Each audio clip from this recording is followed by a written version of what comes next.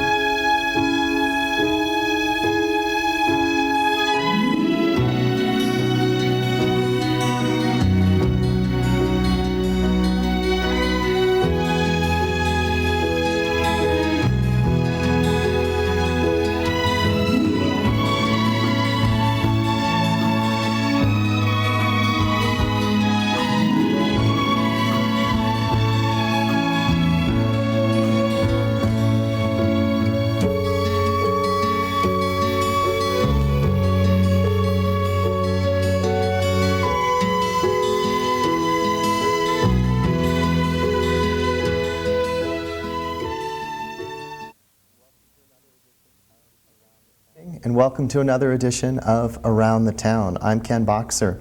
The music you just heard was Nadia's theme, and of course we all remember that from the 1976 Olympics with Nadia Comaneci. The reason why we're playing that, not a regular theme song this evening, is because the composer of that music is here tonight, Barry DeVorzon.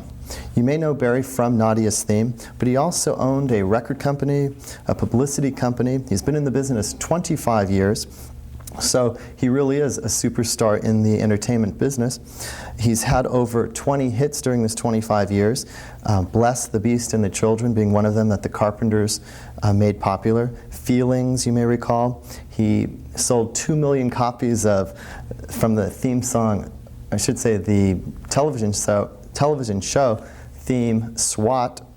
And he collaborated with Joe Walsh with In the City. Some of his motion picture credits include Hard Times, Looker, The Warriors, Tattoo, and of course the motion picture Bless the Beast and the Children. He's a very busy man with a busy schedule, and so we're so happy and delighted to have him here on Around the Town. And welcome, Barry DeVorzon. Well, thank you for having me, Ken. After that introduction, there's no time for the show. But I'd like to know, you've been in the business now 25 years. It's an awful long time, and you've been so successful. 25 years ago, what were you doing in the business? I was starving to death, trying to get somebody to listen to my songs. How difficult was that at that time? Very difficult. Like, what were you doing?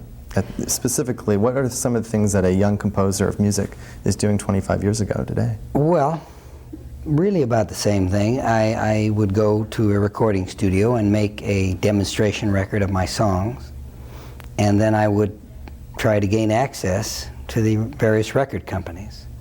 And it was not easy, and a lot of heartbreak, a lot of disappointment, but if you just stick with it, and I did, things work out for you. Would you say that is the key to success, sticking with it? I think, yes. I think, especially in the entertainment business, young people starting out in the business, they don't realize that you lose most of the time. And so they take it personally, and they give up prematurely or too soon. Once you understand that in the entertainment business, the rule is you're going to lose most of the time. And if you understand that, then you don't take it personally. And so when you have one setback after another and one disappointment after another, you just hang in there.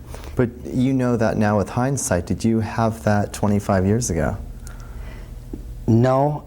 I just wish I had somebody to tell me that. It would have made it easier. I just became more and more determined with every disappointment that one way or the other I was going to make it. Well, when you were very young, were you musically inclined?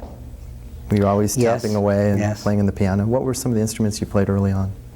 Piano, guitar, ukulele. Really? Did you have Yeah. very supportive parents in your Well, my father was a musician, and I suppose that's where the genes came from. He was a musician all his life. He went into real estate toward the end of his career, only because he felt it was time to settle down with his family.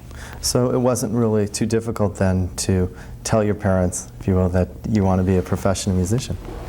Well, they really didn't want me to be. You know, they thought in terms of a nightclub musician, and they felt I deserved better and that I should have a better life. I guess they never thought in terms of composing and as an artist and records. They just really, you know, they just felt they didn't want me beating around the clubs in the same manner that my father had. Well, when did you begin to actually start composing, when you knew that something's there, you've got some creativity in this area? Well, this is part of it. As a kid, I took the violin, and they decided to discontinue my music lessons because they really did not want me to be a musician. Really? And they bought a piano, and my sister took piano lessons, and she lost interest, and it just sat there like, as a piece of furniture for years. And in school, high school, I was drawn to it. I just kept coming to the piano and playing and starting to compose songs, and it was one of those things that I had no encouragement. I just had to do it. And of course, once I started doing it, they were very encouraging and you know, and supportive. Did you start realizing that you had this talent from others commenting how wonderful your music is, or did you know innately that this stuff's really good and you're going to go somewhere with it? Well, or was it a combination of both? you know, I shudder to think of my first songs, but I thought they were great. You know, there's an excitement of just creating, and when you're an amateur, and I certainly was, it was just fun to know that I could create. And of course, when I'd play my songs at the parties, why the other kids liked them, and so that was good. But in retrospect, they really weren't very good songs. You know, I was still very amateurish, and I had a lot to learn, but it was good. It was a good time. From your early childhood, did you go to college and study music? Yes. Studied harmony and composition. Do you find that's the route that most young composers should go to through school, or maybe take the ecliptic route and go professional right away? I don't think you can learn too much about anything you're interested in. And certainly if you're interested in music, the more you learn and the more you experience and the more knowledge you accumulate, I feel the better you are. Are there truly natural gifted musicians, or do you really have to learn the art? Well, now see, we're talking about two different things. If you're talking about musicians, there are talented musicians, and then there are great musicians. But they are musicians, which means you study the instrument, you practice, and if you have great talent, you become a virtuoso. And if you don't, you just become a good musician, and there's plenty of work for good musicians. But when you're talking about composing, and I don't even mean arranging or composing film scores, I'm talking about writing songs. This is a God-given talent. And this is something you cannot learn. It's either there or it isn't. Now, if it's there, you can enhance it by learning and by becoming a musician and by learning harmony, and all this helps you become a better songwriter or composer. But if the gift isn't there, you can't create music.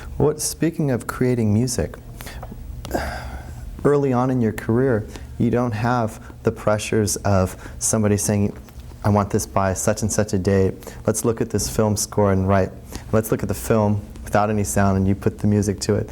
You don't have that type of pressure. You don't have the pressures of a company over you. And you're probably, I would predict, in some loft somewhere in New York City creating. Perhaps not, I don't know. But that's what I envision the young composer. today, it's a whole different